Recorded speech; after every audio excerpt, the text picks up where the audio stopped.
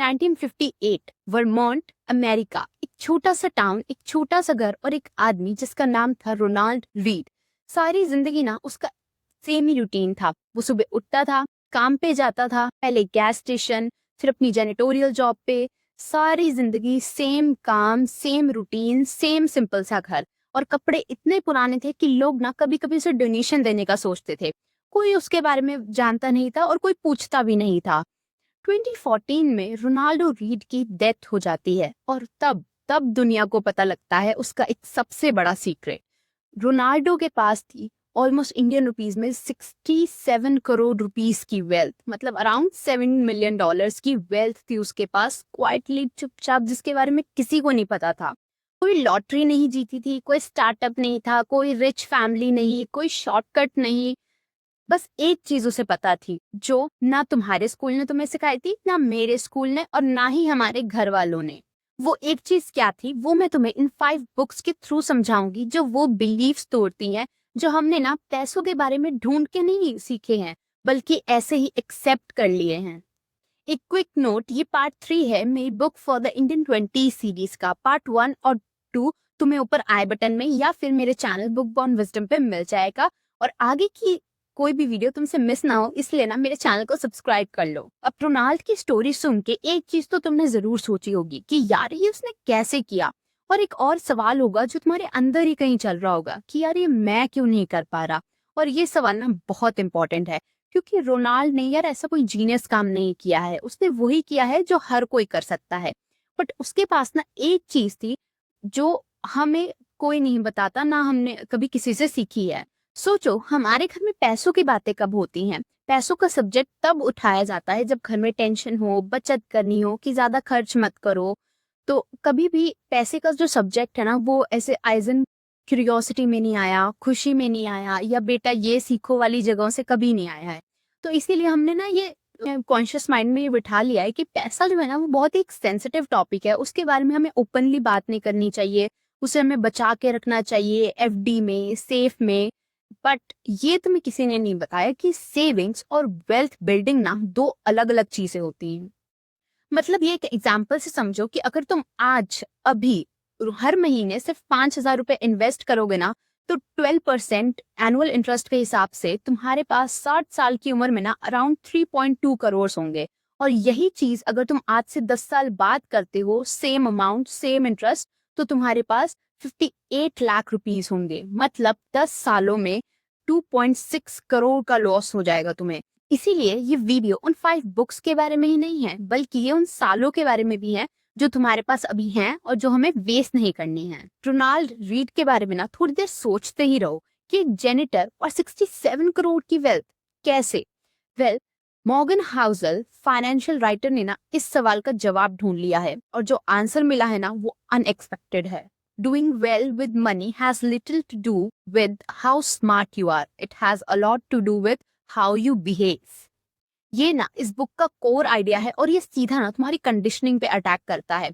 क्योंकि हमें ना हमेशा ऐसा लगता है कि जो पैसे वाले लोग होते हैं ना वो बहुत स्मार्ट होते हैं, उनके पास कुछ तो ऐसी चीज होती है जो हमें नहीं पता होती, कोई ऐसा फॉर्मूला, कोई ऐसा सीक्रेट। पर भाई कुछ नहीं होता है।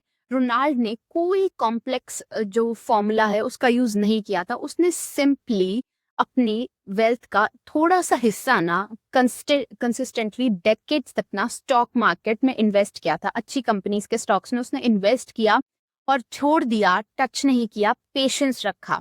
लेकिन इंडिया में पेशेंस का सबसे बड़ा दुश्मन पता है कौन है? ये डिस्प्ले कल्चर, इंस्टाग्राम फ्लेक्स। कि 6 महीने में मेरे फ्रेंड ने स्टॉक मार्केट से ना अपने पैसे 3x कर लिए। इसीलिए हम शॉर्टकट्स ढूंढने लगते हैं, क्विक मनी चाहिए होती है हमें, जिनसे पैसा आता नहीं है बल्कि चला जाता है। और यही चीज ना ऑथर ने भी पिन पॉइंट की है कि हमारी फाइनेंशियल हेल्थ के लिए सबसे बड़ा थ्रेट स्टॉक मार्केट नहीं है, हम खुद ही हैं। हमारा खुद का बिहेवियर, खुद की ग्रीड, खुद का इम्पेशंस ही ना हमें ले डूबता है। और ये चीजें ना फिक्स भी हो सकती हैं अवेयरनेस से, और ये बुक ना वही अवेयरनेस देती है। प्रैक्टिकल स्टेप यहाँ ये है कि अपनी ना 3 मंथ्स की स्पेंडिंग को ना एनालाइज करो। देखो कौन सी ऐसी वो जगह है जहां तुम ना कंसिस्टेंटली स्पेंड किए जा रहे हो विदाउट रियलाइजिंग। उस चीज को ढूंढो, वही तुम्हारा ना ब्लाइंड स्पॉट है और वहीं से तुम्हें स्टार्ट करना है। दूसरी बुक, और ये एक ऐसा कॉन्सेप्ट देती है ना जो तुम्हें एक बार समझ आ गया ना तो हम लाइफ टाइम के लिए तुम्हारे दिमाग में ये रहेगा। कियोसाकी की बुक में ना दो डैड्स की कहानी है। एक जो हाईली एजुकेटेड है, हाई सैलरी है, गवर्नमेंट जॉब है, लेकिन हमेशा पैसों की चिंता रहती है। दूसरे थोड़े कम पढ़े लिखे हैं लेकिन फाइनेंशियली फ्री हैं। उन दोनों के बीच में ना सिर्फ कुछ ही वर्ड्स का फर्क है, एसेट एंड लाइबिलिटी। एसेट वो चीजें होती हैं जो तुम्हारे जेब में पैसा डालती हैं, लाइबिलिटीज वो चीजें होती हैं जो तुम्हारे जेब से पैसा निकालती हैं। अब ये सुनने में तो बहुत आसान लगता है, लेकिन जब तुम इन्हें रियल लाइफ में अप्लाई करते हो ना तब रियलाइजेशन कुछ और ही होती है। देखो फॉर एग्जाम्पल, जैसे घर खरीदना ना एक इन्वेस्टमेंट है, लेकिन उस पे भी खर्चा होता है, मेंटेनेंस का होता है, प्रॉपर्टी टैक्स जाता है। ठीक है, तो मतलब पैसा वहां पे आ नहीं रहा है, जा रहा है, तो इसीलिए वो ना अभी के लिए एक लाइबिलिटी है। कार खरीदी वो जरूरत है, लेकिन पेट्रोल का खर्चा, सर्विसिंग का खर्चा, इंश्योरेंस, वो सब भी पैसा निकाल ही रहा है। अब इन सब चीजों को हम एकदम से डिसमिस नहीं कर सकते, क्योंकि यार तुमने या तुम्हारे पेरेंट्स ने बहुत मेहनत करके बनाया है। लेकिन तुम्हारे पास कुछ एक्चुअल एसेट्स तो होने ही चाहिए जो तुम्हें पैसा बना के दे। लाइक तुम सो रहे हो और फिर भी वो तुम्हें कमा के दे। आज ने भी अपनी पूरी लाइफ में इतनी वेल्थ इसीलिए एक्यूमुलेट की क्योंकि उसने भी अपनी कमाई का ना थोड़ा हिस्सा जो है वो एसेट्स में इन्वेस्ट किया। तो यहाँ पे प्रैक्टिकल स्टेप ये है कि तुम ना एक पेपर लो और दो कॉलम बनाओ उस पे एसेट और लाइबिलिटी का, और ट्रूथफुली ना जो है सच लिख दो उस पे। अगर तुम्हारे एसेट्स में एक दो चीजें हैं या फिर कुछ भी नहीं है ना, तो नेक्स्ट 12 मंथ का टारगेट ना तुम्हारा वही है। तीसरी बुक शुरू करने से पहले एक सवाल पूछो खुद से कि कितनी बार तुमने ये सोचा है कि यार एसआईपी शुरू करनी है लेकिन नहीं की। एक बार, 10 बार या उससे ज्यादा बार, क्योंकि हर बार ना एक नया सवाल तुम्हारे सामने खड़ा हो जाता है कि यार कौन सा फंड, डायरेक्ट या रेगुलर, फिर मिड कैप, लार्ज कैप या फ्लेक्सी कैप, या कितना अमाउंट हम डालें, कब शुरू करें, क्या मार्केट अभी सही है या नहीं। मतलब इतने सारे सवाल और बहुत ज्यादा कंफ्यूजन। इसी वजह से ना कभी शुरू ही नहीं कर पाए। रमीत सेठी की बुक ना एग्जैक्टली उसी पैरालिसिस के लिए है। सेठी कहते हैं कि पर्सनल फाइनेंसेस में ना 85% हमारा बिहेवियर होता है और सिर्फ 15% हमारी नॉलेज होती है। इसका मतलब है कि स्टार्ट करने के लिए ना तुम्हें हर चीज जानने की जरूरत नहीं है।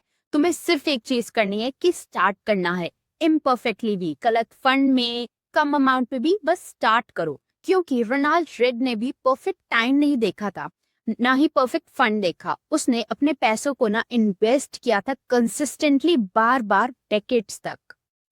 ऑथर का ऑटोमेशन कॉन्सेप्ट बिना यही कहता है कि एक ना तुम्हें सिस्टम बिल्ड करना है। जब भी तुम्हारी सैलरी आए तो उसमें से एक फिक्स्ड अमाउंट ना इन्वेस्टमेंट के लिए ही जाना चाहिए। इसमें तुम्हें कोई कुछ डिसाइड नहीं करना है, कुछ सोचना नहीं है, कुछ याद नहीं रखना है और कोई विल पावर नहीं लगानी है। तुम्हारा सारा काम तुम्हारा सिस्टम करना चाहिए। क्योंकि यार देखो, विल पावर ना अक्सर फेल हो जाती है। हम एक महीना तो कंसिस्टेंट रहेंगे, लेकिन फिर दूसरे महीने ये हो जाएगा कि यार अभी फोन की स्क्रीन टूट गई है, या घर में शादी आ गई है, या कुछ और प्रॉब्लम आ गई है। इसीलिए ना जो सिस्टम होता है वो विल पावर से ज्यादा रिलायबल होता है। अब प्रैक्टिकल स्टेप यहाँ ये है कि तुम आज से ही ना एक एसआईपी जो है वो सेटअप करनी शुरू कर दो। अब 500 रुपए, 1000 रुपए, जिसमें भी तुम कंफर्टेबल हो, सिर्फ एक एसआईपी। उसको ऑप्टिमाइज ना तुम बाद में कर लेना, स्टार्ट अभी कर दो। चौथी बुक 1926 में लिखी गई थी, 1926, और आज भी ना इसका हर एक वर्ड उतना ही सच है। बेबीलोन में एक आदमी रहता था अकड़ नाम का। वो वहां का सबसे अमीर आदमी था और पूरी लाइफ ना उसने सिर्फ एक ही रूल फॉलो किया था, सिर्फ एक, पे योर सेल्फ फर्स्ट। हर चीज में खुद को पहले दो। जब सैलरी आए तो अपने फ्यूचर को पहले सिक्योर करो और उसके बाद रेंट, ईएमआई, ग्रोसरी, इन सब का सोचो। लेकिन इंडियन कंडीशनिंग ना थोड़ी अलग है। यहाँ जब भी सैलरी आती है ना, सबसे पहले हम रेंट, ईएमआई, घर का खर्चा, फिर पेरेंट्स को देना, उसके बाद जो शादियों में देना होता है वो देते हैं, और फिर जो बचता है ना उसे सेव करते हैं। तो रिजल्ट क्या होता है कि कुछ बचता ही नहीं है, क्योंकि अक्सर जो खर्च होते हैं और जो इनकम होती है वो ना पूरे पूरे ही हो जाते हैं, तो कुछ बचता ही नहीं है। और इंडियन 20s की जब हम बात करते हैं ना, तो ये चीजें थोड़ी और ज्यादा पेनफुल हो जाती हैं, क्योंकि अब अपनी सिबलिंग्स की पढ़ाई, लोन, पेरेंट्स का खर्चा, और उसमें ऐसा रूल दैट पे योर सेल्फ फर्स्ट थोड़ा ना सेल्फिश हमें लगने लगता है, तो हमें गिल्टी फील होता है। और ये फीलिंग ना मैं कंप्लीटली समझ सकती हूँ। बट एक बात बताओ, आज से अगर 5-10 साल बाद तुम ही फाइनेंशियली स्टेबल नहीं हो तो फिर तुम उनकी हेल्प कैसे करोगे? जो लोग तुम्हारे लिए इंपॉर्टेंट है उनके लिए तुम्हारा स्टेबल रहना बहुत ज्यादा जरूरी है। एयरप्लेन में अनाउंसमेंट या गाइडलाइंस के टाइम पे तुमने ना ये चीज जरूर सुनी होगी कि ऑक्सीजन मास्क पहले खुद पहने और फिर दूसरों की सहायता करे। ये रूल इसलिए नहीं बनाया कि वो तुम्हें सेल्फिश बनाना चाहते हैं, बल्कि इसलिए बनाया कि अगर पहले तुम खुद को बचाओगे तभी तो किसी और की जान बचा पाओगे ना। तो प्रैक्टिकल स्टेप यहाँ ये है कि जब भी तुम्हारी सैलरी आए तो उसमें से ना पहले 10% साइड पे निकाल दो, बस 10%, और फिर बाकी जो बचेगा उससे तुम अपने जो एक्सपेंसेस है वो मैनेज करो। पांचवी बुक, और ये स्पेशल है क्योंकि ये ना घर का फील देती है, मोनिका हलान, इंडियन फाइनेंशियल जर्नलिस्ट की ये बुक ना स्पेसिफिकली इंडियन रीडर्स के लिए लिखी गई है। Indian banking system, Indian insurance, Indian mutual funds, तुम्हें अमेरिकन कोई एग्जाम्पल नहीं मिलेगा इसमें, और कोई इररिलेवेंट कॉन्टेक्स्ट नहीं है इसमें। हलान जो है वो हमें ना एक सिंपल फ्रेमवर्क देती है, 3 बकेट फ्रेमवर्क। फर्स्ट बकेट जो होता है इमरजेंसी बकेट, इसमें तुम 6 महीने का खर्च रखोगे अपना लिक्विड में, और बिल्कुल भी उसे टच नहीं करना है, बस रखना है। अब ये लाइफ है, इसमें उतार चढ़ाव आते रहते हैं। ये बकेट तुम्हारी तब काम आएगी जब तुम्हारी लाइफ में कोई प्रॉब्लम होगी फाइनेंस से रिलेटेड या कुछ भी, तो उस टाइम ये काम आएगी। सेकंड, गोल्स बकेट, कुछ भी तुम्हें स्पेसिफिक चाहिए, जैसे घर है, गाड़ी है, या ट्रैवलिंग के लिए पैसे चाहिए, तो वो इसमें तुम इन्वेस्ट करोगे। उसमें भी कोई भी गोल जो है वो मिक्स नहीं करना है, हर गोल के लिए अलग से पैसे होने चाहिए, जैसे ट्रैवलिंग के लिए इतना अमाउंट या घर के लिए इतना अमाउंट, तो कोई भी मिक्स नहीं करना है, नहीं तो तुम्हारे गोल्स जो है वो सफर करेंगे। एंड थर्ड, हैप्पीनेस बकेट, अब तुम्हें सिर्फ बचाना ही नहीं है, अभी के लिए भी तो इंजॉय करना है ना, क्योंकि अगर तुम सिर्फ बचाते ही रह जाओगे और लाइफ एंजॉय नहीं करोगे तो फिर बैलेंस कैसे बनेगा। तो ये बकेट उसके लिए है, क्योंकि फाइनेंशियल बर्नआउट होता है और ये रियल होता है। हलान एक और इम्पॉर्टेंट चीज कहती हैं कि इंश्योरेंस पहले और इन्वेस्टमेंट बाद में। देखो, ये टर्म इंश्योरेंस, हेल्थ इंश्योरेंस, ये सब सुनने में बहुत बोरिंग लगते हैं और कई लोग ना इन्हें अवॉइड भी कर जाते हैं, और तभी लाइफ में एक मेडिकल इमरजेंसी आ जाती है और फिर अब वो बिना इंश्योरेंस की इमरजेंसी तुम्हारी सारी सेविंग्स ले जाती है, एक झटके में सब खत्म हो जाता है। और ये ड्रामेटिक नहीं है, तुम ना कभी अपने आसपास देखना, ऐसा हुआ है कई लोगों के साथ। इसीलिए तुम्हारा पहला काम ये है खुद को प्रोटेक्ट करना, उसके बाद ग्रो करना। तो प्रैक्टिकल स्टेप यहाँ ये है कि आज तुम देखो कि क्या तुम्हारे पास टर्म इंश्योरेंस है, अगर है तो ठीक है, और अगर नहीं है ना तो एक बार कंसीडर कर लो यार। रोनाल्ड रीड की स्टोरी ना सबने सुनी है और मोस्ट ऑफ द लोगों ने ना वाव बोल के स्क्रॉल कर दिया, लेकिन इस स्टोरी ने ना मुझे बहुत डिस्टर्ब किया, क्योंकि वो कोई जीनियस नहीं था, कोई उसके पास लकी ब्रेक नहीं था, उसके पास सिर्फ 2 चीजें थी, उसकी सैलरी और उसका टाइम। और वही चीजें तुम्हारे पास भी है, बट डिफरेंस क्या है कि उसने वो किया जो तुमने नहीं किया है। और अपने पेरेंट्स को देखो यार कि उन्होंने कितनी मेहनत की है, इतने साल सेविंग्स के, सैक्रिफाइसेस की, और नो डाउट कि उन्होंने बहुत कुछ बिल्ड किया है, बट फिर भी वो नंबर नहीं मिल पाया जो हो सकता था। और इसमें उनकी भी कोई गलती नहीं है, क्योंकि वो रिस्पॉन्सिबिलिटी में दबे रह गए, उन्हें किसी ने सिखाया नहीं, टाइम था बट नॉलेज नहीं थी। लेकिन तुम अलग हो, तुम्हारे पास टाइम भी है और नॉलेज भी है। अब ये तुम्हारा लुकआउट है कि तुमने उसे वेस्ट करना है या इन्वेस्ट करना है। अब जो रोनाल्ड ने किया है वो तुम कैसे कर सकते हो, उसके लिए ना तुम्हें 3 चीजें याद रखनी है। पहली, कि बिहेवियर इंटेलिजेंस से ज्यादा मैटर करता है। स्मार्ट लोग भी ना फाइनेंशियली स्ट्रगल कर जाते हैं क्योंकि उनका बिहेवियर सही नहीं होता है।